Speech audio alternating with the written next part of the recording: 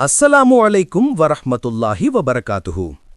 கண்ணியமிக்க அல்லாவின் நல்லடியார்களே, அல்லாஹ் அளித்த அருட்கொடைகளுக்கு நன்றி செலுத்தாதவர்கள் பற்றி, அல்லாஹ் கொடுத்த அருட்கொடைகளை மறந்து நன்றி செலுத்தாமல் இருப்பவர்கள் பற்றி அல்லாஹ் தன் அருள்மறையாம் திருமறையில் சொல்கிறான்.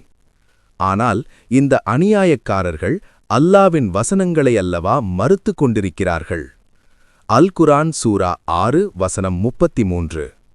ஆஷிக்கீன்களின் நேசத்திற்குரிய நம் அருமை நபிகள் நாயகம் ஹஸ்ரத் ரசூல் ஸல்லல்லாஹு அலைஹி வஸல்லம் அன்னவர்கள் கூறினார்கள், யாராவது அம்பெய்தல் கற்றுக்கொண்டு பின்னர் அதை மறந்துவிட்டால் அது அல்லாஹ் தந்த அருட்கொடையை நன்றி செலுத்தாமல் மறுத்ததாக ஆகிவிடும்.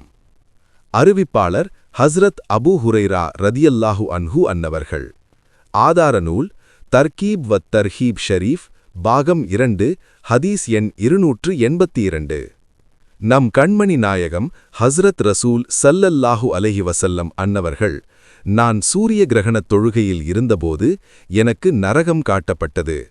நரகவாசிகளில் அதிகம் பேர் பெண்களாகவே இருந்தனர். பெண்கள் நிராகரிக்கின்றனர் என்று கூறப்பட்டது. அப்போது இறைவனையா அவர்கள் நிராகரிக்கிறார்கள் என்று கேட்கப்பட்டது. அல்லாவின் தூதர் சொன்னார்கள், அவர்கள் கணவனை நிராகரிக்கிறார்கள், அதாவது அவன் செய்த உதவிகளுக்கு நன்றி செய்ய மறுக்கிறார்கள். அவர்களில் ஒருத்திக்கு காலமெல்லாம் நீ உதவி செய்து பிறகு உன்னிடம் ஏதேனும் குறை ஒன்றை அவள் கண்டால், உன்னிடமிருந்து எந்த நலனையும் நான் கண்டதே இல்லை என்று சொல்லிவிடுவாள் என பதிலளித்தார்கள். அறிவிப்பாளர் ஹஸ்ரத் இப்னு அப்பாஸ் ரதியல்லாஹு அன்ஹு அன்னவர்கள். ஆதார நூல் சஹீஹ் புகாரி ஷரீஃப் 29ஆம் ஹதீஸ். நல்லோர்களது நற்சொற்கள். கனூத் என்பவன் ஒருவன் தனக்கு நேர்ந்த துன்பங்களையும் துரதிஷ்டங்களையும் மட்டும் எண்ணிக்கொண்டு அல்லாஹ் அவனுக்கு வழங்கிய அருளை மறந்துவிடுகிறவன் என்று ஹஸ்ரத் ஹசன் பஸரி ரஹ்மத்துல்லாஹி அலைஹி அன்னவர்கள் கூறினார்கள்.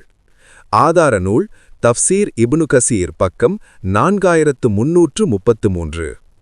அல்லாவிற்கு நன்றி செலுத்த மறுக்கும் இத்தகைய தீங்கான பண்பால் ஏற்படும் விளைவு அல்லாவின் கோபத்திற்கு காரணமாகி நம்மை நரகத்தை நோக்கி இழுத்துச் சென்றுவிடும்.